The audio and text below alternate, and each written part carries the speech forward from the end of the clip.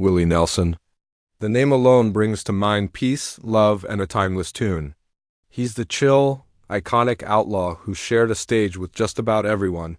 From Ray Charles to Snoop Dogg, his whole vibe is built on a kind of Zen calm, a philosophy of taking it easy and bringing people together. In the music world, he's famous for being collaborative and easygoing, not for picking fights. That's exactly why a shocking list titled, Willie Nelson Finally Names the 10 Singers He Hated the Most felt so wrong when it started bubbling up online. It kicked off a huge debate among fans. Many just refused to believe it, while others were dying to know the secrets hidden behind the red-headed stranger's serene smile. Could the guy who started Farm Aid, who was always preaching about understanding and unity, really be sitting on a secret burn book? These viral articles and videos paint a picture of a man holding deep, long-standing grudges against some of music's biggest stars. They whisper about backstage betrayals, clashing egos, and quiet, simmering resentment. But is any of it true?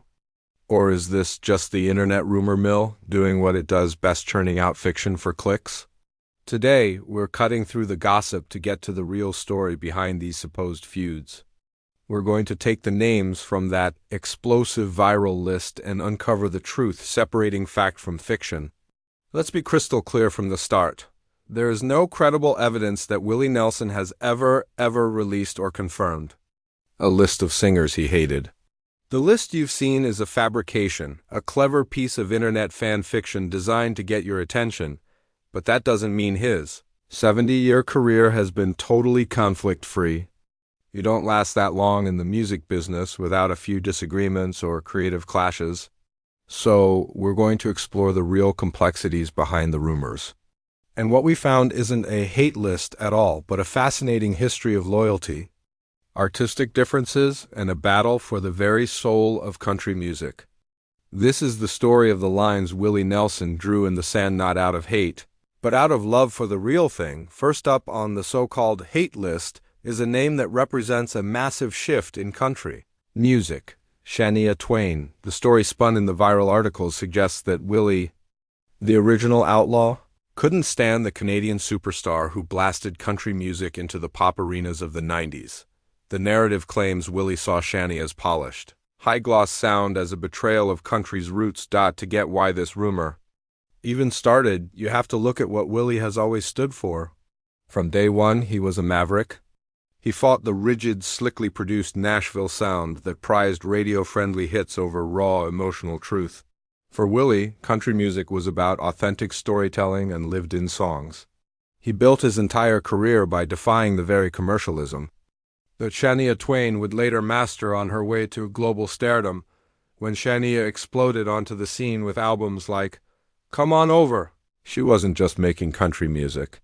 She was creating a global pop phenomenon. Her videos were cinematic, her sound was infused with rock, and her image was pure glamour. She sold tens of millions of albums and brought country to a whole new audience. But for traditionalists, that success came at a price. The viral stories claim that Willie felt her music, while incredibly catchy, had stripped the soul from the genre. Of course, Willie never publicly badmouthed her. That's not his style. The rumor suggests a quiet disappointment, a feeling that the music he'd championed was being watered down for mass consumption.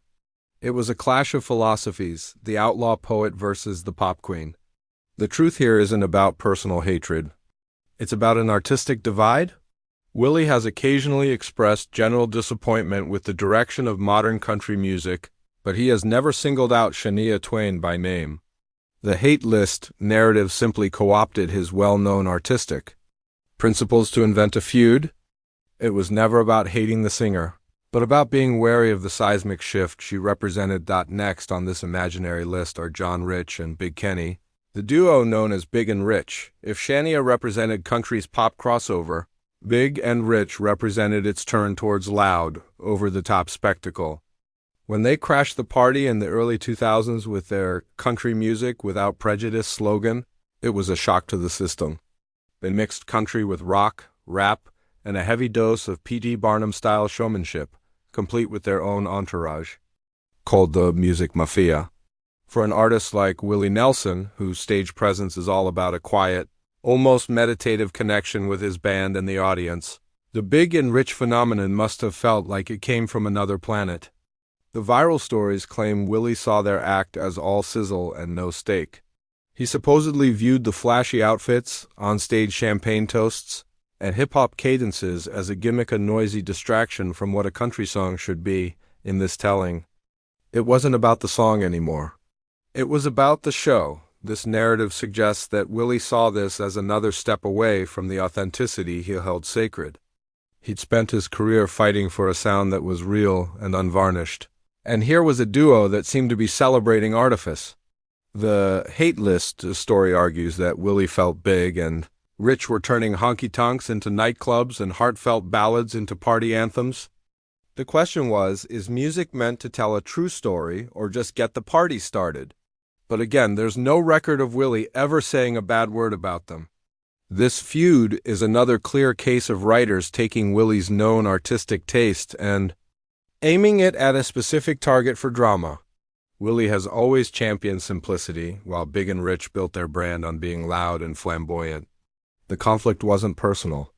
It was a clash between the old guard's focus on soul and a new guard's focus on spectacle. The list of Willie's supposed nemesis rolls on with one of country music's most successful duos ever, Brooks and Dunn. For 2 decades, Kix Brooks and Ronnie Dunn were the kings of 90s and 2000s country radio, perfecting a brand of boot-scooting, arena-rocking country that was immensely popular. But according to the viral stories, this is exactly what landed them on Willie's hate list. The story goes that Willie saw Brooks and Dunn not as outlaws, but as the ultimate company men.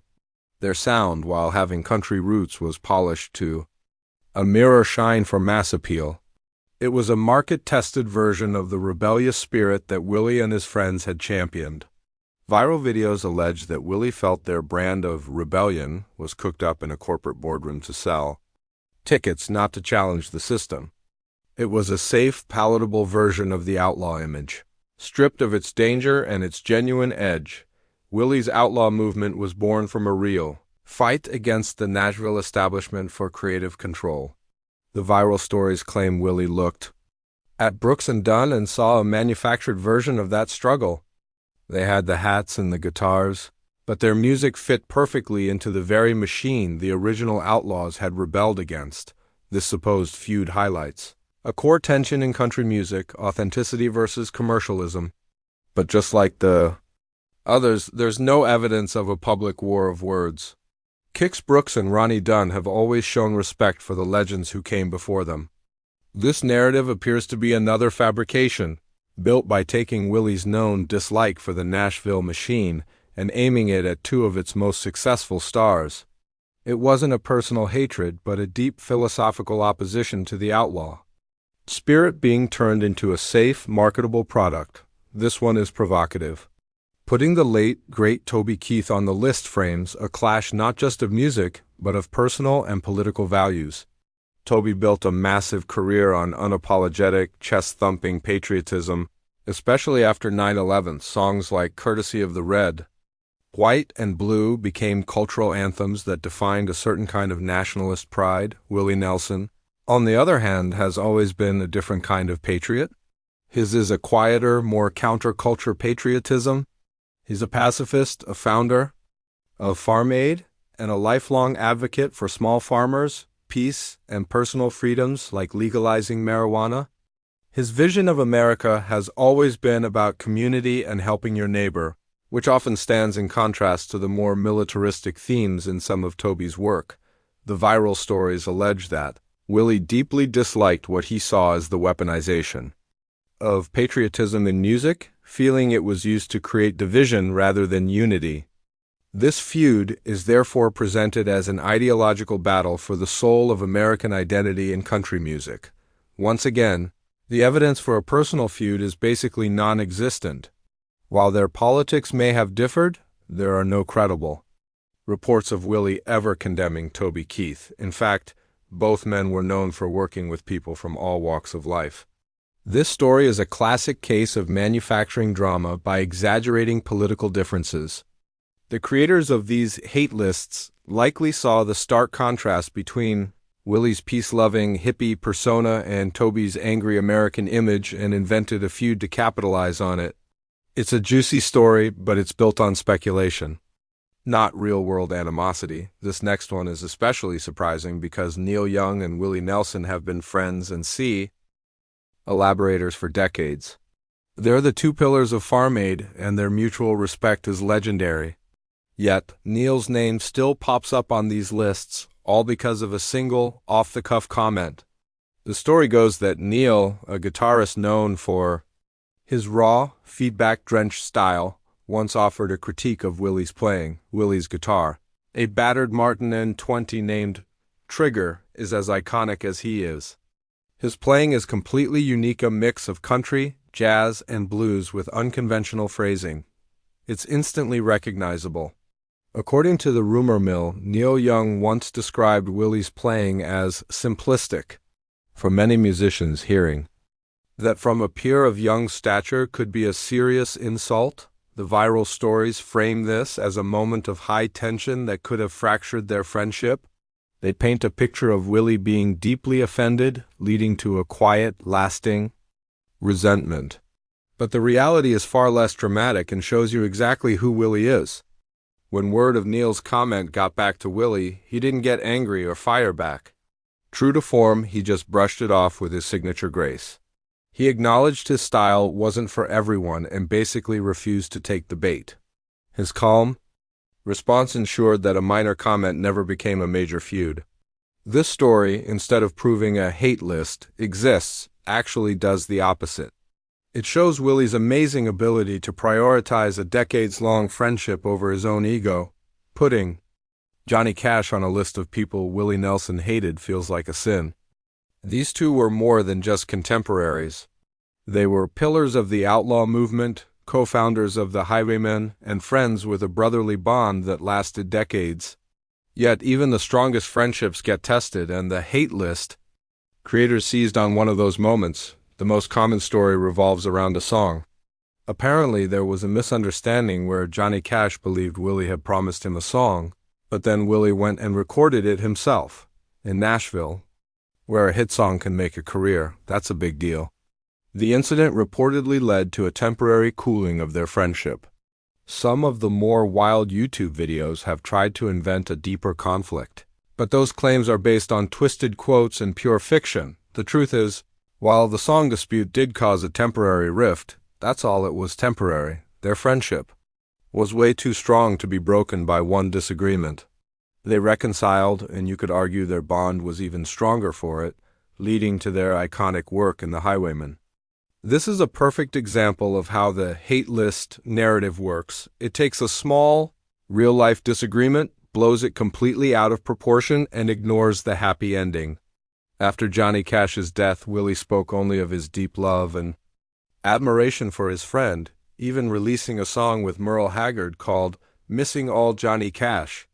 The idea of a lasting hatred isn't just unfounded. It's the opposite of the truth. Of all the names on the viral lists, Waylon Jennings is maybe the most complex. Hate is absolutely the wrong word, but their relationship was definitely fiery. Willie and Waylon were the twin architects of outlaw country. Their identities were so intertwined, it's hard to imagine one without the other. They were friends, collaborators, and brothers in arms. But as Willie himself said, they were also like two old married people. They argued about almost everything. Their relationship was a fascinating mix of deep loyalty and intense rivalry. The viral stories often play up this friction. One of the most famous examples is the story behind Waylon's 1975 hit, "Bob Wills is Still the King." Waylon supposedly wrote the song partly out of frustration with Willie's rising success in Austin. The lyrics could be seen as a playful jab at his friend. The hate list videos frame this as a sign of deep-seated jealousy. However, Willie's own telling of the story reveals everything. After the show, Waylon asked Willie what he thought, clearly looking for a reaction. Instead of getting mad, Willie just said it was a great song and that the lyrics were right on the money. Willie later said Waylon seemed disappointed because he'd been gearing up for an argument and Willie wouldn't give him one. That was their dynamic. They were competitive, they poked at each other, but their bond was rooted in a respect that went way beyond petty squabbles. They bickered constantly, but they also made some of country music's greatest albums together. To call it hate is to completely misunderstand the complex, brotherly, and often grumpy love that defined one of music's most important partnerships. The friendship between Willie Nelson and Merle Haggard was another cornerstone of country music. For decades, they were close friends and collaborators who shared a deep love for authentic songwriting. Their final album together, Django and Jimmy, released in 2015, was a beautiful tribute to their bond. So putting Merle on a hate list seems absurd. The narrative of their supposed feud centers on a period of quiet distancing. The story claims the rift started when Merle, known for his sharp wit, began publicly teasing Willie about his marijuana advocacy. While the teasing was likely meant as lighthearted banter, the viral stories allege it struck a nerve. Willie was taking his advocacy seriously and supposedly felt Merle's jokes were trivializing a cause he was passionate about. According to these speculative reports, Willie was hurt and quietly created some distance. But this story dramatically overstates the case. The most powerful evidence against this narrative is the fact that they came back together to record that final album in 2015. That project was filled with warmth and mutual admiration. Any period of distance they might have had was clearly overcome. Time and their shared history healed whatever minor wounds may have existed, proving their bond was far more resilient than the hate list fabricators want you to believe. This entry on the alleged hate list is a weird one, highlighting a conflict not of art but of professional courtesy. In 1984, Willie teamed up with Spanish crooner Julio Iglesias for the massive hit, "To All the Girls I've Loved Before." The song was a global sensation. It was a commercial triumph, but the story behind the scenes, according to rumor, was less harmonious. The tale goes that sometime after their duet's success, Willie and Julio were at the same event. Willie went to greet his duet partner, but Iglesias allegedly gave him the cold shoulder, barely acknowledging him. For Willie, a man who values camaraderie, this perceived slight would have been a major personal insult. It wasn't about ego. It was about a lack of basic decency. The stories claim that while Willie didn't cause a scene, he quietly decided he would never work with Julio Iglesias again. And he never did. Unlike other stories, this one is personal. However, it's crucial to remember that this is just a rumor, told entirely from one perspective. Julio Iglesias has never publicly addressed the alleged incident. Was the snub intentional, or just a misunderstanding in a crowded room? It's impossible to know. Regardless, the incident has become a key piece of lore for those trying to prove that even the peace-loving Willie has his limits, and just to show you how completely wild and baseless these lists can get, some recent versions have even thrown in a name from way out of left field: Ed Sheeran. This story is different because it points to a formal, professional dispute over plagiarism. The claim is that Ed Sheeran's hit song, "Thinking Out Loud," was suspiciously similar to an unreleased song Willie had written years earlier. The story was framed as a classic David versus Goliath tale. The country legend versus the pop juggernaut, ready to go to court to defend his art. It sounds dramatic, right? Well, there's just one problem. There is absolutely no public record of Willie Nelson ever accusing Ed Sheeran of plagiarism. There was no dispute, no lawsuit, no joint statement, nothing. This appears to be a case of the internet rumor mill getting its wires completely crossed. Other artists have had legal disputes with Sheeran over different songs, and it seems that to create new, juicier clickbait, someone simply slapped Willie Nelson's name onto the controversy. This one is perhaps the best proof of how these lists are built not on grains of truth, but on pure fiction, grabbing names and conflicts out of thin air to create a story that never happened. So, after digging through all the rumors and alleged feuds, what's the final verdict? The truth is, the list itself is a ghost. It's an internet phantom cooked up for clicks. There is no credible source, no interview, no book, no statement from Willie or his camp that confirms he ever made a hate list. In fact, the very idea goes against the character of a man who has spent over 70 years building bridges Not burning them. What we found by looking into the names on these lists is way more interesting than a simple grudge match. We found a history of nuanced disagreements and philosophical divides that have been twisted and sensationalized. The stories are often built on a tiny grain of truth, a comment from a friend, a brief spat over a song, a difference in artistic vision that gets blown up into a full-blown war. The conflict with Neil Young was handled with a smile. The rift with Johnny Cash was a temporary bump in a lifelong friendship. The rivalry with Waylon Jennings was just brotherly bickering, full of love. These viral lists aren't just fiction. They're a fundamental misreading of Willie Nelson. His legacy isn't defined by who he pushed away, but by the incredible, diverse group of people he brought together. The hate list is a lie, but the truth it accidentally reveals is that Willie's career has been one of grace, forgiveness, and an unwave.